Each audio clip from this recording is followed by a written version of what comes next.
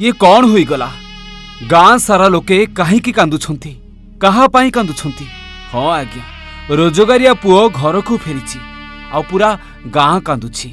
एही गाँरु पुओ जाइतला बाहर राज्य को काम करुथिला, हेले सेई पुओर एबे मृत शरीर गाँ को आसीची। गाँ लोके सही पारुनाहांती। हाँ आज्ञा, कंधमाल जिला दारिंबाड़ी ब्लॉक अंचल रे देखिबाकू मिलिछि एभली दुख। निज अंचल रे काम न मिलिबा जोगु बाहर राज्य को जाई काम करुथिले, हेले एबे तांको शव फेरीछि। हाँ आज्ञा, ये घटना देखिबाकू मिलिछि दारिंबाड़ी ब्लॉक पाड्राकिया ग्राम रे। एही ग्रामर आदिवासी युवक हेरद प्रधान और अन्य 2 जण सांग निज अंचल रे काम न मिलिबारु निज परिवार प्रतिपोषण करिबा पई 2 मास पूर्वे केरलर त्रिशूल जिला ऑटोपालम क्रसर कंपानी रे काम करिबा पई जाइथिले। कंपानी रे कार्य करुथिबा समय रे हेरद कुआडे गला खोजाखोजी करिबा परे जणा पड़िथिला से जेउ काम पई पत्थर गुंड भितरे पशिथिले परे सेठारु से बाहरी नथिले।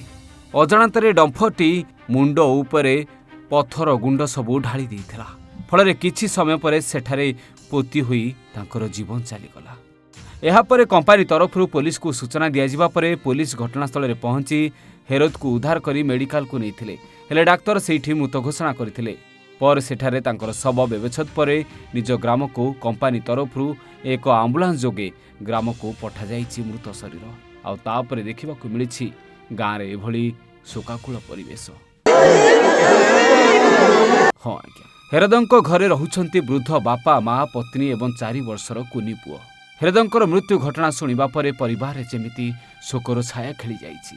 समस्ते दुखरे भांगी पड़िछंती। तांकर गोटे 4 वर्षर पुओ रहिछि, तार भविष्यत एबे कौन हेबो? तेबे एभली परिस्थिति रे हेरदंक स्त्री सह 4 वर्षर कुनी छुआ एवं वृद्ध बापा माँ को किए एबे साहा भरोसा हेबो बोली चिंता करिछंती परिवार लोक। एणु एथिप्रति प्रशासन दृष्टि देई ए परिवार को सहायतार हाथ बढ़ाइबा पई दाबी करिछंती एपटे ग्रामवासी। दारिंबाड़ीरू तरुणी साहूଙ୍କ रिपोर्ट, ओडिशा भास्कर।